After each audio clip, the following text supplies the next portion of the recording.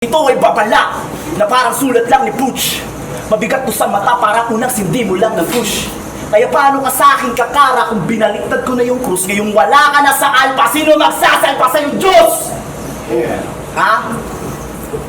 Kasi si Aaron yung nagain, pero hindi naman ako magpapakain. Free taste tawag dito. Makakatikim to sa akin. Kaya kahit tigitan mo, ikaw pa rin yung kukulangin. Alam kong ginamitan mo ako ng utak, kaya kanin na lang yung kulang, sisig ka na sa akin. Ha? Tapos sa FB, putang ina ka, sa Messenger pala, tang ina ka, dami mo sinasabi. Bowa ka ng bowang, puta, parang puki ng babae. Gusto mo ng battle? Gusto mo pala ng battle eh, sa junk shop, marami. Kung ako sa'yo, kung mahimik ka na lang, huwag ka masyadong madaldal, total wala ka namang sinabi.